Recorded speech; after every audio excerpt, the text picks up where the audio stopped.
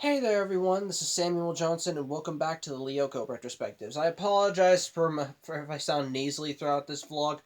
I'm currently fighting off a cold, so I'm not at 100% not 100%. So if at any point during this vlog I pause for any reason, it's most likely to get like a sip of this chicken noodle soup or just to take a breath. So apologies in advance, and just try to bear with me. Also, I'm here chewing right now. My dog's currently chewing on a bone he got for Christmas, so that's a thing. So, again, just apologies in advance. But anyway, today we're going to be talking about episode 6 of Code Lyoko, Cruel Dilemma. So, as such, what happens here is that we actually kind of make some bit of progress in the ongoing plot for season 1 of Code Lyoko. Namely, Jeremy actually finishes the devirtualization program for Aelita. Now, he doesn't know how to do the program, as early in the episode he tried working on the program and messed up, but Jeremy stepped away, Odd came in to check in on Jeremy, but Jeremy wasn't there, and Jeremy left an open bag of candy behind. As such, Odd decided to take a few bites of that candy, but as a result, and when Jeremy caught him and yelled at him. Some of the candy pieces fell onto Jeremy's keyboard and actually hit the right sequence of keys that actually completed the devirtualization program. As such, they now have finished it, but since Jeremy has no idea which keys the candy pieces hit, he has absolutely no idea. They only have one shot at this, since he has no idea what he has to do to still finish the program. So he thinks that maybe now they can finally get Aelita out of Lyoko, but when he brings this up with the group, while they are glad they can actually get Aelita out of Lyoko, they do still bring up some real world problems that they could have from bringing her out and bringing her into the real world. As since she's an avatar, she doesn't have parents, she doesn't have a birth record. Pretty much, they have to jump through a lot of hoops just to convince the world that she's a real person. Which includes apparently Jeremy hacking into like a government computer in order to get her private records out, in order to forge birth certificates. Which I don't know if Jeremy's that good, but then again, he runs a supercomputer that can access a virtual world, so why not? So they think that maybe they could at least delay this for a day. Jeremy, of course, is somewhat impatient, but Aelita even concurs that maybe they could wait, so he decides to put it off for a day. However, it's that night when Xana decides to strike again, as Xana manages to hijack these two bulldozers that the school had on standby, as they were going to be building like a small sports stadium nearby, and causes them to go haywire and causes them to drive off. As such, Jeremy couldn't get any sleep that night because he's thinking about the devirtualization the next day. So he was calling Aelita that night, and so she warns him that Xana's awake again, and so as such he's up to something. And as such, Jeremy goes to wake up Ulrich and Odd, and when they go to find out what Xana did, they find the bulldozers moving on their own. Ulrich and Odd decide to try to. As such, Jeremy heads to the factory and calls Yumi so that she can meet him there. In the meantime, Ulrich and Odd try messing with the bulldozers, but can't get them under control. As such, Odd leaves while Ulrich stays behind to try and figure out what Xana's planning to do with these bulldozers. And as he's going along, he just finds out that the bulldozers are headed straight for the factory. As Xana is now just going to try and Xana's latest plan is pretty much just to bring the whole place down. And as they put it, if the computer in the factory is destroyed, then they won't be able to access Lyoko's. Then they'll be cut off from Aelita, and the scanners will be destroyed. So yeah, that's a problem. Though if you ask me, I think a bigger problem is that Lyoko itself will be deleted, considering that that's supposed to be where the supercomputer is where Lyoko is. So it wouldn't just be that they're cut off access. I think it would just be that they're trapped, unless they're going by the Lyoko is a parallel world thing, which I'm not fully I don't fully buy, considering that it's supposed to be a virtual world. But whatever, I didn't make the show. I'm just a nerd who likes talking about stuff like this. But anyway, back on topic. As such, Odd manages to get to the fact. As such, As Odd manages to get to the factory and goes into Lyoko, and the latest activated tower is in the forest sector, so that's where he meets up with Aelita, and they try to head off. However, as they go along, they run into some more of Xana's monsters. In this case, it's those little spindly things. They're called roachlers, apparently, or roachsters. I don't know. Roach. It's something with roach. I'll figure it out later. Five of them surround the group, and so Odd is able to take care of two of them so they can move forward, but three are still behind them. Also, apparently, this episode tells me that Odd's laser arrows have a finite number that he can use, which is a bit weird because I thought they were called laser arrows, and to my knowledge, laser typically means that he has unlimited supplies. But whatever. Maybe it's like when you have a bow in it. Maybe it's like a video game inventory. So I don't know. As such, But either way, yeah. So they manage it. So he does so. As such, they get into a. They get as they run off. They get into a sort of standoff with the roachlers. Odd tells Aelita to head straight to the tower, and while he takes care of the remaining three, as he now only has 3 arrows left, and he manages to take out 2, but unfortunately but before he can take out the third one, he suddenly has a vision of Yumi and Lyoko falling into a pit into the virtual sea. And because of this momentary vision, it left him open to the last roachler, which managed to destroy him. In the meantime, Yumi manages to get to the factory just as the bulldozers do, and unfortunately, when they got there, Ulrich got locked in. I'm guessing this was Xana just trying to kill 2 birds with 1 stone. After all, these kids constantly get in his way, so why not? As Xana locked him in the bulldozer, as it rammed him right into a support beam. As such, Ulrich got knocked out, and so and it managed to destroy the windows on the bulldozer he was on. So Yumi managed to get onto the bulldozer and get him out of there, and they managed to escape from them. And they managed to escape from them by hiding in a duct and managing and go to the lab, which is like one floor down. And at this point, the bulldozers have caused enough problems have caused enough damage in the factory so that they're able to just walk out onto an open grate and into the computer room. As such, Yumi drops Ulrich off there as she goes to the scanner room and goes into Lyoko just as Odd gets blasted out. However, Odd does tell Jeremy about the vision he saw, and Yumi winds up overhearing it, so they have to be weary. As such, Aelita does manage to get to the final tower without running into the last roachler, but it turns out Xana has one last line of defense, in this case, a mega tank. And unfortunately, this is all the location that she meets it as is the location that Odd saw in his vision. As between them both, there's just one. I'm guessing you can call it a bay or a hole, whatever, that leads to virtual sea. So it's like she's on one end, this thing's on the other, and it's pretty much just a standoff type of thing. As such, Aelita manages to avoid enough of its blast, and of course the Mega Tank's is kind of going the same going parallel to her. So when she finally manages to get to the path that leads to the tower, she tries to make a run for it, but that just leaves her open right to the Mega Tank's blast. Yumi manages to come in just in time, manages to run in just in time and push the Mega Tank so that its blast misses Aelita, and it manages to push it right into the virtual sea, but that causes her to lose her footing and almost fall in herself, causing her to hold on for dear life. As such, Ulrich manages to regain consciousness, and while he may not be in the best physical state, he wants to go in to try and save Yumi, and so he gets virtualized in himself. However, unfortunately, he's too late, as by the time he manages to reach Yumi, she loses her grip and does fall into the virtual sea. It's also at that time that Aelita manages to get inside the tower and deactivate it, causing the bulldozers to stop before they can fully destroy the factory, and causing causing them all to go back to the past. So all the damage is undone. But unfortunately, it appears that whatever happens in Lyoko stays in Lyoko, depending, I guess, because Yumi is still stuck in there. As they say in this episode that a major problem that what happens if someone real falls in the virtual sea, they're pretty much just stuck in Lyoko. In a similar case to Aelita, or in the case of Yumi, she's not only stuck there, she's stuck in the virtual sea. So they think that they pretty much just lost her.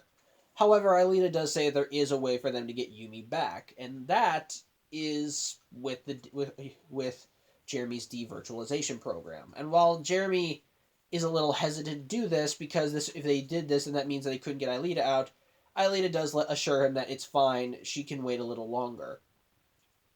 Now, as such, he concedes, and they do use the program to get Yumi out of Lyoko. Though it does kind of dishearten Jeremy a little, as now he has to start all over again. as he had and the episode just kind of ends with the rest of the group trying to cheer him up, trying to make him happy. But but at the end of the day, while it is still sweet, it is still kind of bitter. It is bittersweet. So on the whole, what do I think of this episode? I think it's nice, and I'm actually kind of glad that we have an episode that actually kind of delves directly with the ongoing plot of the series. In it, like for example, because when the episode opens, it opens with the what you think would be kind of like the typical B plot that these episodes typically have of a real world thing that has almost little to or nothing to do with the stuff with Xana. And in a way, it's technically the case, but only technically. But in a way, it's really just set up for Xana causing the problem, just causing problems in the first place. The real meat of the episode is the stuff with is Jeremy and the devirtual Aelita and the stuff. The real meat of the episode is the stuff involving Jeremy, Aelita, and the devirtualization program.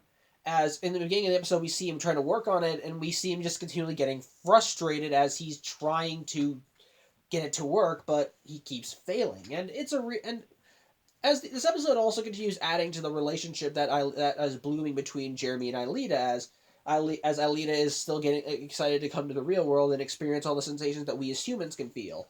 As since she's a program, her major senses are sight and sound, while not lacking all the other ones. And Jeremy, of course, is actually be happy to be in the same place as her, be in the same room as her as well.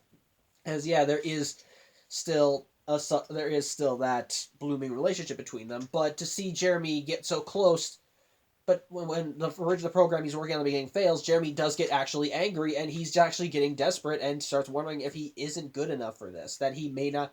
That possibly he doesn't know what to do. However, when he finally does get a win, albeit accidentally, he starts getting desperate as he's just like, we gotta do this now. We have to do this now. Well, because he thinks that if they don't do this now, there could be problems later. Like maybe they could, like maybe something happens that maybe they have a computer malfunction or they lose all their data. Just pretty much just a little thing that could happen. And in a way, it makes sense because he has no idea how to replicate this program. It's just a one-time use and then done, which I'm a little curious about because I don't think that a program could just have like one use and then gone. I mean, couldn't he just like copy the program? It's like a computer and all.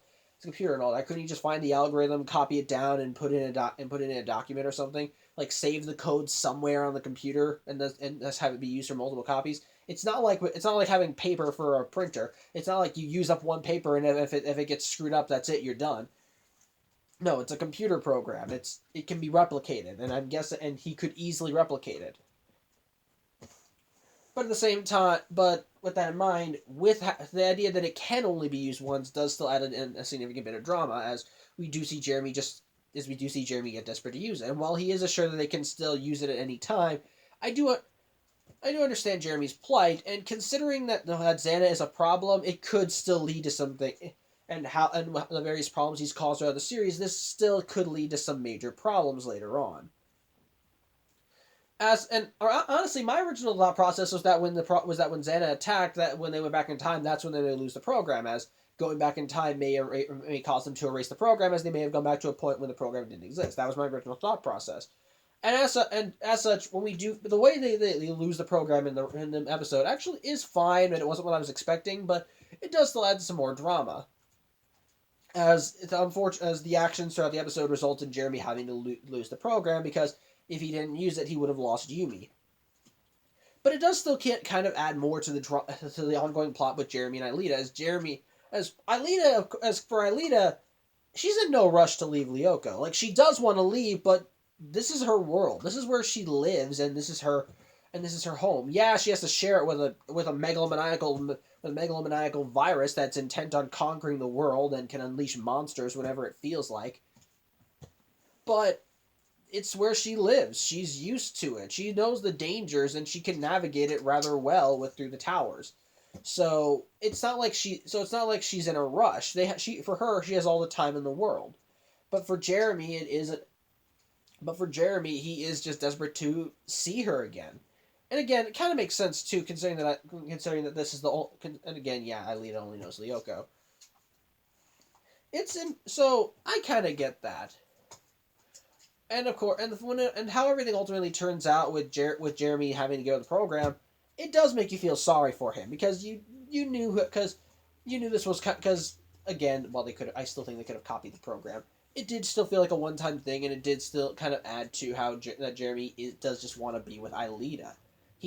That's part of why he wants to do this. It's not just that they can shut down the computer. It's also because they just don't. He wants to actually be with her. He does have more. It also shows he has more of that he does still actually have a bit more personal reasoning for why he want to finish the program too. And while Aelita is just excited to be in the real world as he is, she has more patience than him. So it's got some more character. It does have some more character drama and does kind of add to the continuing plot. Although originally I did have a complaint with Xana's plot because it kind of has the same vein to the last episode that I saw, wherein the plot kind of doesn't make any sense when you try and stop and think about it. At least in the beginning, because just like with last week, as we can see that Xana can hijack all these super government computers, it makes you wonder why he hasn't been able to take over the world already. For this episode, for him to hijack these two bulldozers and just directly attack the factory, it just makes you wonder why the hell he wants to do that. Because Xana is stored in the supercomputer, and he can't leave because Xana is stored in the supercomputer. While he can't affect other aspects of the real world, wouldn't destroying Lyoko pretty much mean that him being deleted as well, since it's the world he calls home?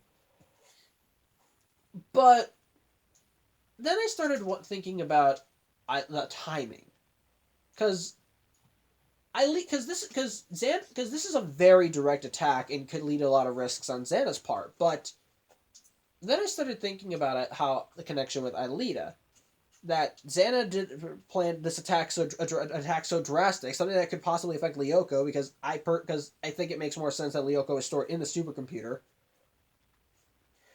So to launch an attack on the very place that Xana calls home, the very computer his consciousness is primarily stored in, why would he do that now? And I think it's because they were planning to get Aelita out of Lyoko. Now this is just a theory, but I think that when Xana did learn that Jeremy had gotten the program finished, and so based on that,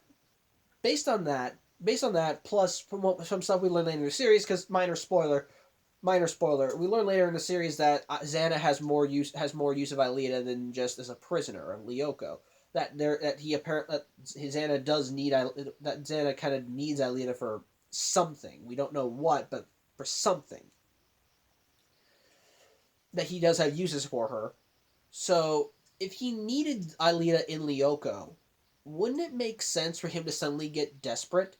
That if to suddenly go like, well, if I can't have her, then no one else can, and just getting ready to clear the board to destroy the factory, and by extension destroy the supercomputer that Lyoko is in, and thus cut Aelita off from the rest of the world. I think again, it's just a theory right now, but I think it would actually make sense if that's the reason why Xana had planned the attack the way he did. Like, it probably will result in him being destroyed too, but by that same token, then the good guys don't get Aelita either.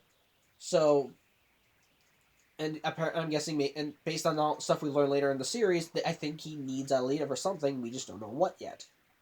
So, again, it's just a theory, but it makes you think, is all I'm saying. Excuse me. Other than that, though, the episode is still nice. It's still fine. We get some more character drama. We get some more stuff with the ongoing plot with Jeremy and the devirtualization of Aelita, and the drama between Jeremy, Aelita, and the program is nice. Even though when you stop and think about it, I feel like you could still it still raises a few questions. Is it perfect? No. In fact, I'm kind of wondering what. Maybe Aelita could have been a bit more sad, like this was her chance to finally leave Lyoko, but then again, maybe she is just more patient than Jeremy, considering that this is her world she calls home, until she knows nothing else. But by the same token, but again, you could probably I don't know. I feel like there could have been more I don't know. I feel like that could be a problem. There could have been more drama on Aelita's part. I also felt like there could have been more to it, I'm guessing. The plot But at the same time, and I feel like they could have touched on some more stuff, like such as this part, such as the attack. Which, while I kind of have a theory, it's just that a theory, and if I'm wrong, it's still a dumb plan. But again, still a fine episode. Continues the ongoing plot. We got some cute moments of Jeremy and Aelita. The drama with Jeremy and how in the program it does have some good emotion, even though he still could copy the program, and so that drama I feel could be a bit is somewhat false. And ultimately having to decide to use the program to save Yumi or over Aelita, I think, is a nice little tug. So yeah, on the whole, still a fine episode. And that's really all I can say. Just fine episode. Good drama, or some nice character stuff. Nice ongoing plots, and it does make you think when you have the rest of the series to think of. It does give you some stuff to think about if you consider the rest of the series afterwards. So, yeah, that's all I have to say. Thank you for watching. I'm Samuel Johnson. I'll see you next week, or for me, next year. So, yeah, take care.